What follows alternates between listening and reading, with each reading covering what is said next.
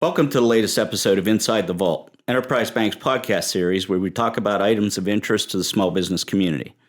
Today, we're going to tell another entrepreneurial story. Here with James Deighan, who is the founder of Mega Cat Studios and who also has involvement with some other businesses known as Fox Blossom and E360 Technologies. James, welcome. Hey, Dave. Thanks for having me. Sure. So what we wanted to do today is kind of have you tell your story, James, but what your primary business is involved with the video game industry is, I think, would be really insightful for some of our listeners and viewers because it is really unique for those of us that are big kids that still play video games, or as parents of kids that spend a lot of time in front of the computer or their devices playing these games. So let's start kind of with your background, James. I mean, how did you become an entrepreneur and a business owner? Interesting question for sure. I've never actually had I would say like a regular job. My first job was probably in high school. My uncles and prior to that, my grandfather owned one of the first ice cream truck businesses in the city here back in the like 60s and 70s. So, I worked in the ice cream trucks and then decided I wanted to be a personal trainer and became a personal trainer, which, really isn't, you don't really get hired as a trainer at independent gyms. You just show up and start offering services. Right. And that just naturally led into me cultivating really basic entrepreneurial survival types of skill sets. So eventually that led into E360, which was like end of life IT asset disposition. So when businesses get towards the end of their devices life cycles, they have 3 or 4 big decisions to make around secure data management and record keeping for that, recovering hidden value on the device themselves, and then logistics and operations related to management of those leases and changeover of those devices. So we saw those pain points and helped automate quite a bit of that with software.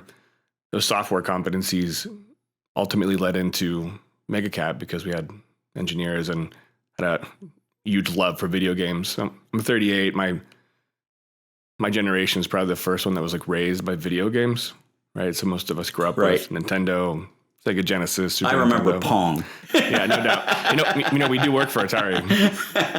Yeah, we've actually done quite a few Pong games for them. But I think somewhere 5-year-old James wants to high five 38-year-old James because it's like, you did it, dude. It's cool. Yeah. But yeah, eventually MegaCat became the primary focus, and a lot of it shifted probably about 2 years prior to COVID, and just seeing the opportunity in our industry in games, and then Gotcha. So I definitely want to dig into the whole process of video game development, but also you're part of an entrepreneurial family. No doubt. Well, my wife's the real entrepreneur. Okay. Yeah. So your wife has a separate business, right? So Amanda runs Fox Blossom. So I founded Fox Blossom when we were just still in college. I want to say like grad school era. Initially as a hobby to help, I want to say, take advantage of all of her own wedding planning mind changes. It's like, let's do these. Oh, that wasn't exactly right. Or I changed my mind. This isn't quite feeling right. And then she like unintentionally became like an expert in that space around that era, and she's just so she's good at dealing with bridezillas. It's crazy, but she's like she's the perfect woman. It's like and from anyone would be lucky to hire her because she has left and right brain like superstar skills. It's like she's a MBA from Carnegie Mellon, like top 3% GMAT scores, just incredibly intelligent. And at the same time, she'd at one point got like an art school in Brazil, fully funded because she's a talented artist, oil painter, et cetera. So it's interesting because anything she touches, she can kind of just create magic from. But it's, her vision for Fox Blossom was never to create this corporate gifting strategy company. It was to, take advantage of this moment in our lives where she wanted to have the perfect wedding, and then, remonetize some of the decisions she made along the way that weren't just right. And that just naturally turned into taking those services and applying them to other notable Bridezilla likes.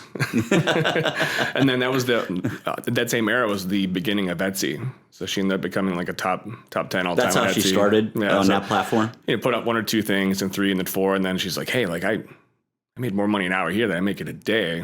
And she's working at Carnegie Mellon at the time, and it just turned into a business also unintentionally, right? So it's very much driven by like vision and passion, but not by, let's build a perfect architecture to scale this entity. It became this constantly moving target. And then I remember some of those key moments for her too, where one time she went like viral on BarkBox, which is like a dog subscription box platform. Mm-hmm. And they took one of her products, which was this Christmas ornament for the customized pet names, and then ended up selling something like 20,000 units that day.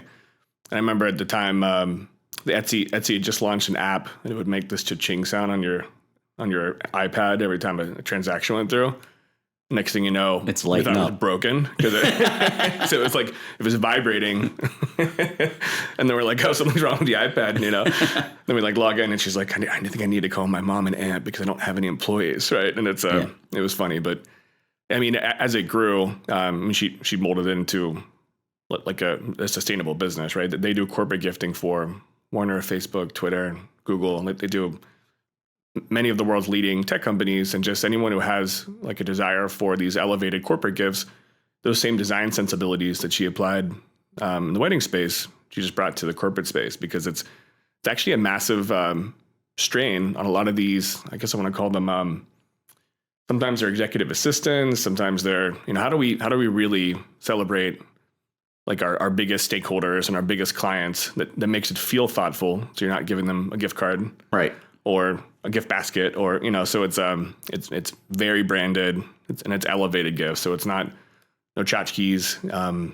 So these aren't necessarily just a product; it could be a box of multiple products. So they're almost exclusively gift boxes. Okay. Yeah. So whenever her whole service is that branded gift box, velvet top, embossed, customized, banded gift box, and you open it up, and it has the thoughtfully arranged and curated items, and those items are often branded too, depending on what they are. Like if you're giving someone like a $500 designer throw blanket, you probably don't want to brand that, but you might find like an under tag that we can embroider a logo on or something along those lines. Like I remember at one point she did the during COVID, they had the world premiere of like Wonder Woman, and she did boxes for that, and the theme was kind of elevated movie at the drive-through, because they couldn't go in the theaters because of COVID restrictions. So everybody was outside in their cars, right? So their execution package ended up being this really nice high-end branded cooler, which is much nicer cooler than I've ever seen.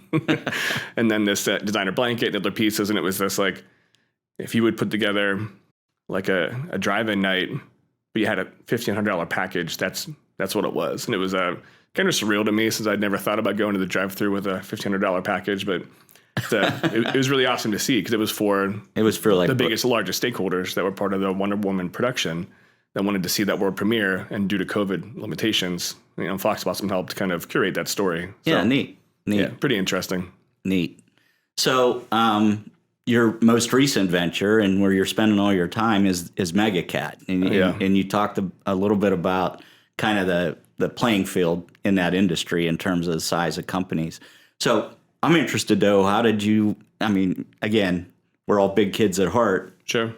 What had you take the leap into actually making a business out of this? I wish I had a more romantic start, but I was talking to a few of our team members when we were E360, and just saying, do you guys want to start a band? That's kind of what it was like. That kind of band. that kind of energy, because we're fans. We grew up with them, and in many cases we were, attending these events, meeting other people, and thinking like, man, it's really easy to get started. I wonder why there aren't more companies that are doing this in a bigger way.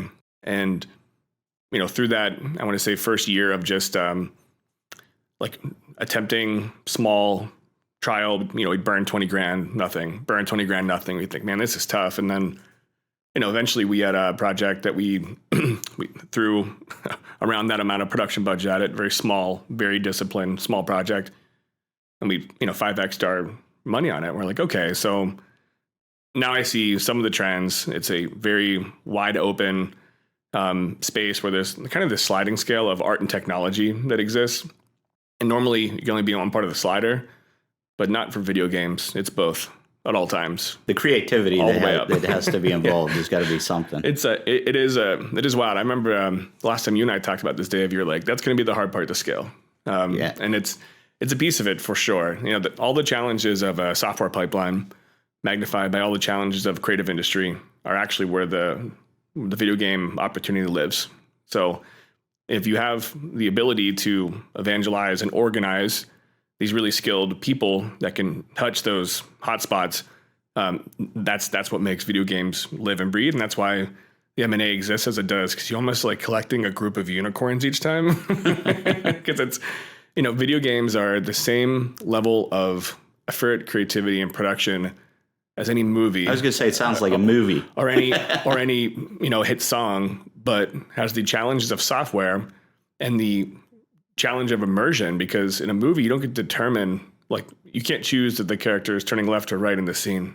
Like, that's not how it is in a video game. Right. So the planning is 10 to 20x, I think, what goes into a lot of movie production. Because we have our own cinematics director. We have our own storyboards and our own hooks. And, we shipped a game in August. It's our biggest Mega Cat specific game called WrestleQuest. It's the world's first pro wrestling JRPG. We have about 30 licensed talent, ranging from Macho Man, Andre the Giant, Road Warriors, classic golden era talent, Jake the Snake, to some modern gaming content creators that are wrestling tangent. And in that genre, role playing game, it's really more narrative driven storytelling. So we have these 12 protagonists and these 2 main protagonists.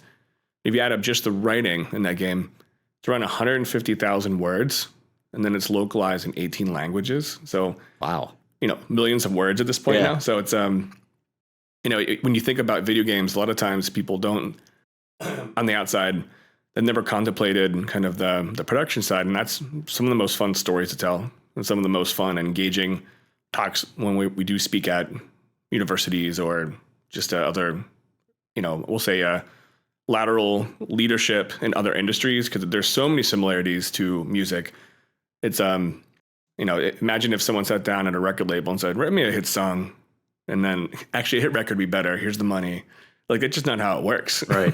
So I'm kind of interested in that process. Is this a scenario where one of MegaCat's customers comes to you and says, we have this concept, make it happen? Or is it where you guys develop your own ideas, or is it a combination of both?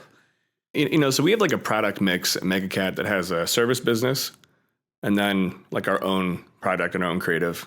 The way I'd look at it is, if I really zoom out on the service side, everything is man month. So it's this designer, it's $15,000 a month for his services. And if you want to rent that designer individually, that's the rate card. Now, if you need 30 people on a staffing chart to create a project, that's how the service business runs. Month to month, we're usually plugging into other game projects to help accelerate development, catch up for timelines, fill a gap in their production schedule. Maybe they don't have the same genre expertise some of the team members we have do, or maybe they're short some 3D riggers that are part of their animation pipeline, or whatever other element we might be assisting with. In most cases, and as we've grown MegaCat, we've shifted away from man-month work, and we really only have the other 2 kind of product mix categories. One is our own creative, which does include licensed, IP. So we may license like a Sanrio IP. So, like Hello Kitty, we licensed something in the Hello Kitty family we'll be announcing in the next few months that has really great traction, and a few other creative mediums we think can make a great game.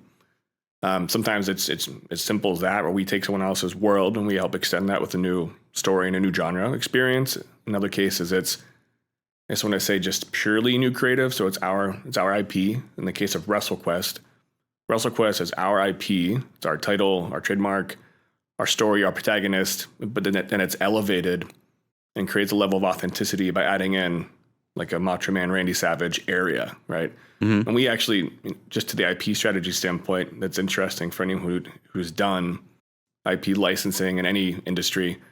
in games, the usage of the IP can be much more broad. So in the case of Macho Man, you don't ever play as Macho Man. There's a city built in his honor where other wrestlers might go up to his kind of Statue of Liberty statue and say, like, Macho Man, how do I finish my match? Like, what is the answer? Guide me. And it's intended to be this very high fantasy, very surreal, larger than life kind of escape and get away for an hour or two game. So, this creativity piece, it sounds like you got to have a special team kind of involved. And where do you find people that have... It's pretty crazy. But, when we first laid out our organizational role chart of what we thought we needed and what we did, the big joke became we were all going to be creative directors. And that was like making us all consistently laugh, because every single person, no matter your role, has to have that creative lens to look through during the project. But then you need to have like expert level producer and project management capabilities to guide and shepherd all these roving creatives. Yeah, it's interesting for sure, because we call them pipelines in the games industry, where you have a pipeline for 3D that starts with concept artists, then a modeler. There might be a hard service and a soft service modeler involved, and then there's someone rigging it to build the bones, and then there's someone animating it, and then there's a technical artist, evaluating how it might work next to the lighting artist on how it might reflect, and the material artist is saying, oh, is this metallic? Does it have a mirror finish? Does it tick? Does it move? What's the gradient? Like, how does... and then the texture artist is interpreting all of that data and adding the skin, the clothing, the materials, and someone says, that cape needs to move. So we need the cape to actually have different physics attached. So let's make it a physics object and disconnect it from the rig, make a new rig. So these are all part of that pipeline, all the way down to the engineer that finally actually creates the logic. And that gameplay programmer on the engineering side might have to be coordinating with an architect or someone on DevOps to make sure that, Dave, we can't have more than 20 capes in a scene because it blows out the graphics processor. And that's an example of, one, why you don't see a ton of capes in superhero games. But two, like how pipelines are constructed across each layer and facet of a game. So it's just a ton of coordination and how many team members at MegaCat would touch a particular project? It's complex to break apart. I would say that WrestleQuest is probably at 400 people involved, contractors and quality assurance firms, and just every layer and type, localization firm. Just they end up becoming essential roles throughout the project, right? Because when you're building a multi-million-dollar project, you need a lot of specialists that are packed alongside whatever that core staffing team is. Mm-hmm. And every time there's a new lane that we have to venture into, a whole new group of specialists have to be plugged into the pipeline, and the pipeline has to adapt to accommodate the right shepherds to keep everyone working. Yeah. So when we first signed our deal with Netflix for WrestleQuest, and I brought it to their platform, which, important to note, Netflix has a games platform for people that aren't familiar. And with a certain tier of Netflix membership, you could access to the games for free. WrestleQuest is trending on their platform right now, was outperforming Lego movies and all sorts of cool, really great games. Pittsburgh-based company. Oh, yeah. So you mentioned, relationship with CMU. So how much have you been able to leverage the talent, both technically and creatively, out of the local market? So we're one of the two largest game companies here in Pittsburgh. Largest is Shell. The MegaCat. We're the newest, though, right? Yeah. So they've been around for 20 years. They're great. Jesse's amazing. He had a massive influence even on the industry. And I think they're 150, maybe 200 person range studio. And there's probably 2 or 3 dozen what we call indies, like independent game developers that they don't have an office. Some do it full time, most don't. And it's like an emerging space in Pittsburgh, right? So CMU has curriculum around gaming. Big time. So Jesse is actually one of the folks who leads that games program at Shell. Okay. All right. And mentioning it for a couple of reasons. One, if you're new to the games industry in Pittsburgh, Jesse tried starting it 20 years ago here, proudly, as part of the Carnegie Mellon staff. And we became friends with him pretty quickly. I think I'd sent him one or two cold emails, which he responded to, which was awesome, as a one-person show at that time. Right. And then we sent him a Christmas gift, and just like thanking him for helping to bring this to our city and how we're proudly Pittsburgh-based. And then we opened up a new dialogue around, there's going to be things that we have that you guys might need sometimes that I'd be happy to help. So We never really have taken him up on that much, but there's been plenty of times where he ends up we end up accommodating some interns that he can't accommodate. And that, for us, we use internships as a recruitment pool. Mm-hmm. And I would say half or more of the interns that we end up meeting are Carnegie Mellon master students, bachelors that have interactive arts backgrounds and game specific focuses for their career. And they're just, they want to live and breathe it. And when they have an option now, beyond just Shell, to do that in Pittsburgh, it's been like a huge opportunity for us to just grab this great talent and, help them kind of level up their career rapidly. We have a 90% retention rate for our team too. Yeah, what scale are you at, employee-wise? So in Pittsburgh, we've just under 40 people. We have around 250 contractors all over. And then we have another maybe 30 around the U.S. We have folks in Denver, Texas, New York, Jersey, Florida, West Virginia. We often tap into the independent gaming world because they're some of your biggest fans to begin with. And we put a job posting up in our email newsletter. Our fans are some of our best recruitments. Like they come in just ready to get their first Mega Cat tattoo right away. Right. So they're like, what? They're like, do you mean I can leave healthcare finance and make games? I'm like, where do I get tattoos? I was going to say, the biggest challenge I hear from our small business owner customers is I can't find people. Oh, yeah. I would guess as cool as this is, it's not hard to find. It's a strength. It's funny. I just had this conversation with some team members because we hired these two great level designers, and I won't put their names on the spot, but they're excellent. One of them's been in games for 10 years, and during COVID, was furloughed. Job as like a truck driver or something. Good income, $75,000. And then his friend was like a manager at a grocery store and had been designing maps for 15 years at home for games, for free, like mods and his own little kind of, it's considered user generated content. So people are just making their own. What if we played GoldenEye, but played with my map and I put the corridors here and I moved this there? And so he's been, polishing the skill set for 15 years, and the light bulb had never flashed to say, you could actually monetize this, right? Yeah. And there are people that do that, and that's something that I think is probably fertile ground for us for another decade still, unless we start seeing a ton of new game companies surface in Pittsburgh, which I hope happens. Yeah. Like a bigger talent pool is good, but it's not really a new industry, but it's new compared to a lot of industries. Right. And then the people who are, most, I want to say, prepared academically, they're fresh graduates, right? And 88% of the games industry exist on the West Coast. It just doesn't exist beyond that, right? And it's the rest is global, by the way. But it just happens to be that the West Coast of the United States, that's where all the games industries really live.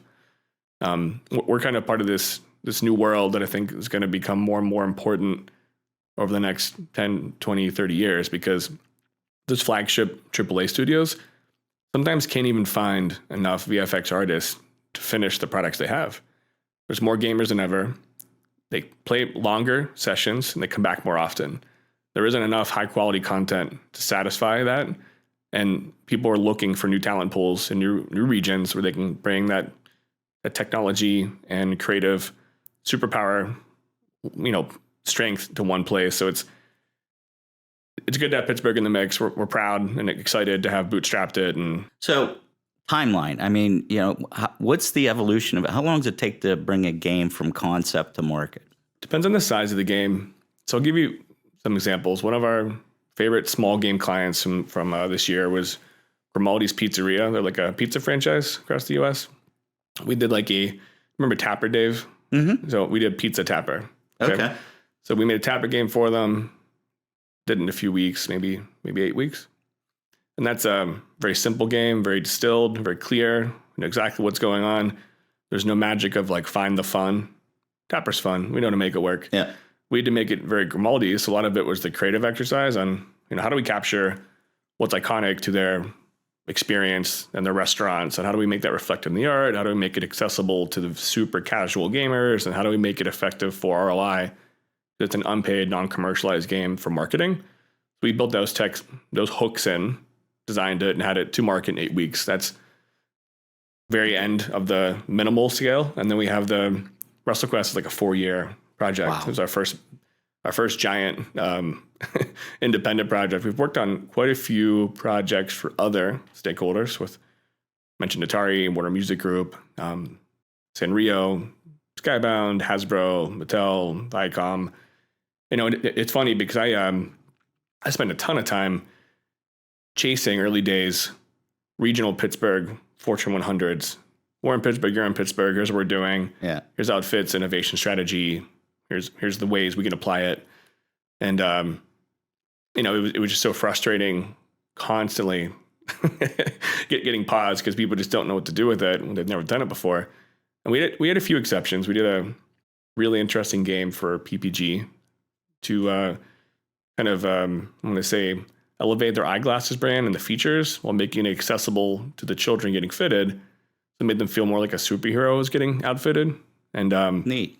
That was a lot of fun to work on. And ultimately, we just wanted to do more Pittsburgh business. And we were just looking for a way to kind of wave this Pittsburgh flag together. Yeah. And we just get the door shut left and right. It's like Pirates had us do some really great stadium games.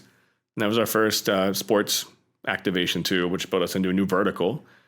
Then after that, we started just offering services to everyone that already hires game companies, and it just blew up. Yeah. So what's a successful game worth from a monetary perspective? That's crazy. I mean, there's games that hit billions, so it's a really open-ended question. I mean, I would say that it's a hit-based industry, so kind of like the stopping into a record label and say, write me a hit song, like the high-end part is so high. Yeah. A lot of times when you're managing a forecast for a game to kind of evaluate the commercial opportunity at the concept stage before you greenlight it, you'll run a base case, a low, a high, and a critical hit. And you aim for the base, assuming the critical hit could exist in some capacity, and there is some rare air up there. Yeah. But you're planning against that low and that base, somewhere in that range. And then what that normally means for the game business is, if you're doing your own product and you're funding it, you just watch your cash flow just die until the end of the life cycle, and you take your risk on your game. And it either refills the coffers for another game, right, or you take the hit and you try to figure out, can you take another swing? Yeah, and that's why most game companies don't last more than 3 years. It's hard. It's hit-based.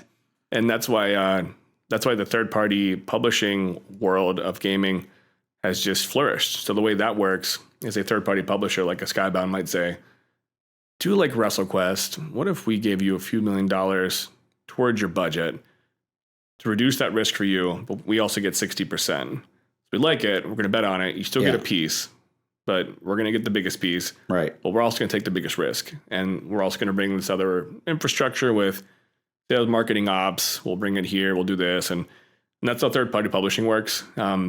It's kind of changed the name in the game, in the industry for the last 20 years. It's evolving still. What's the future look like for the industry and MegaCat specifically? So the industry is moving towards there's going to be two buckets. There's the bigger, better, and there's the casual gaming world. Casual gaming has been growing like crazy. Sometimes it's mobile, sometimes it's PC console, but they're basically very creative driven projects that may only have an hour, maybe less. Maybe there's all highly replayable meta content. And then there's the bigger, fewer, better. And that's like the majority of your AAA folks that you're, Assassin's Creed, God of War, Call of Duty projects. So we're moving towards bigger, fewer, better. Our 8 to 12 projects are going to become 4 in the next 2 years at a time. Yeah. So we have some big news that we're probably 2 years away from announcing because of how all the NDAs work. But that's, kind of changed the future of MegaCat forever. We just signed a massive project with a world notable property, and it's going to change even the Pittsburgh landscape for gaming. It's like the first awesome. Can't wait to hear about it. It's the first ever in Pittsburgh, and it's the first ever on the East Coast, and they're going to blow the industry socks off so many people. They're going to sit back in the chair and be like, what do you mean? Neat. Yeah. Can't wait to hear that announcement. So, obviously it's really cool. It's really unique as a business type, but it's still business. So, what have been your biggest challenges along the way from a business perspective? There's nothing easy outside of recruiting people. Yeah. It's just every challenge you'd have in any business, we have sometimes magnified. It's like if you've ever run a software company or consulted with one, software's hard. If you've ever run a creative-led company, creative's hard to scale. How do you make creative fast and scalable, and also make software agile when it's not? And that's games. Right. So it is just constant black magic and stress and new opportunities to create a new intellectual capital retention system, a new automation attempt, a new process check, so it's just a constant uphill grow, move. If you like being tested as an entrepreneur, I highly encourage you to try games. And the industry's always evolving. There's always trends moving. Sometimes you're having to, if you had a few years to make a game, how do you catch a trend? Yeah. So it's a little bit of like looking into the crystal ball and a little bit of, interpreting the best data along the way with focus groups and internals. But it's interesting. I'd say if I would narrow down my biggest challenges, going from 5 people to 20, that arrow was probably the easiest. And then going above 20 was when it started to really hurt, because it was, it was just the number of new processes and the lateral and upstream, downstream communication to make it simple. So we weren't just in meetings all day. The new ways to navigate and then retroactively go back to previous projects already on rails and say, guys, we have to redo this because we just learned this massive lesson and this has to go back to the other 8 projects. And then you can just feel the air leave the room because you're like, we have to redo all that work for the last year. And like, that's a hard business decision to make too, because you're kind of measured on your most recent games. So what do you do when you start off 4 games? One that you think is going to be the best is the worst. You learn as part of that feedback that the accessibility features for colorblind players are actually holding it back. Well, you look back and you see if you can apply it to the other games, how much does it cost? What's the rework? What does it do for the rest of the production schedule? And if you think about it as us as a production house, which is what we are, you're wrapping our cookies to go out for sale, and then someone's smashing them back up into dough, and you're like, that's not how it works. So it's games are constantly turbulent. Larger companies can take those bets and then turn them off and move on. Right. We're always trying to find a way to turn those cookies back into dough and rebake them and glue them together with butter or something. Because we're not at the scale that we can take a $5 million hit. Right. So it's still quite challenging. It's funny. I was going through my notifications this morning and looking at my calendar for the day. Man, what an easy day. I only have like 4 calls and actually work today. I probably spend 10 hours a day on calls. And it's that was never when I started making video games. I never thought I was just going to be on calls all day, but that is my life, and that is commonly the life of. If you assume across a lot of industries, a CEO is vision, culture, people, partnerships. That's what I'm on calls about, and it's always moving and it's always changing, and it's because they're such expensive decisions to make too. It requires a lot of prep work and a lot of upstream work. So those 10 hours of calls are met with, a couple more hours later of let's look at the battle plans. Right. So it's still changing underneath me sometimes because there's so many new things happening with AI and with technology, and since there is so much happening with, we'll use another movie analogy. You don't really know if a movie's going to do well ever, but you definitely don't know if the movie's going to do well until the test screenings. And you've worked on the movie for 4 years, right? That's how movies work. Yeah. And games are pretty similar. So sometimes you bring that game to a trade show and you think it's going to be great, and you just get a ton of feedback because people love giving you positive feedback in person. No one wants to stand 3 feet away from me and be like, this game sucks, James. And, it's the curb appeal might be there and it pulls people to play. But, if they don't leave buzzing, what do you do? And it's like at each layer, you have to really pull back and think about, like, what is it? What is it? Is it the progression, the reward schedule? Is it the dopamine hit? Is it not satisfying enough when I hit this bad guy and a coin falls out? Does that feel right? Or should I make it sweat? Should it be both? Is it too much happening? Is it too visually? Is it going to cause like a new issue now with, accessibility? Is it going to be a distraction? We have epilepsy warnings, one of our game, because we have to have so many zombies on screen at once. It's just too much, and it just constantly something, man. But I would say it's start young and go hard. If I do one thing different, I should have started much earlier. Yeah. And I probably would have started a little bit slower. We bet the farm on it. Part of it is if you start slower, you'll likely get a sound enough healthy fear that you'll know the staffing you need better. And one of the challenges we had, none of us came from the games industry. We were just fans. Yeah. So we never had the background of, here's how the cake gets made internally at Blizzard. And on the West Coast, you get a lot of that. Yeah. Right. And, that's actually become one of our cultural strengths at the team is, we often joke with our West Coast partners, we're like a blue collar game studio, like we've always made up for any lack of expertise with tenacity. And then that tenacity gets dumped into some kind of internal capital retention system, training module, et cetera. And then, because we put so much emphasis on rewarding team members that do that, we've kind of built this like group of Ninja Cat senseis that are like there to like, teach and guide and grow. And that's really become core to our culture of how we operate. Like you can't walk into the water cooler or the coffee machine without having someone giving a mini class on whatever they're working on. It's just, which is also its own problem sometimes, but. Well, I have a new appreciation when I sit down to play a game for everything that goes on behind the scenes. Oh, yeah. And I can't imagine how you coordinate all of that, but really cool business. How do consumers learn more about MegaCat and what it does, as well as Fox Blossom?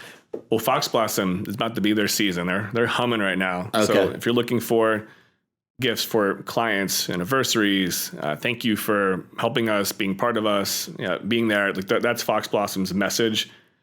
From August to next March, they're just on fire with everybody's request. So foxblossom.com, everything from a 50 person smaller set with independent banks and investment firms to like world notable blue chip Fortune 20s. Like Fox Blossom has the execution capability. And then MegaCat Studios, I want to see Pittsburgh's second biggest game company and the only creative only game company.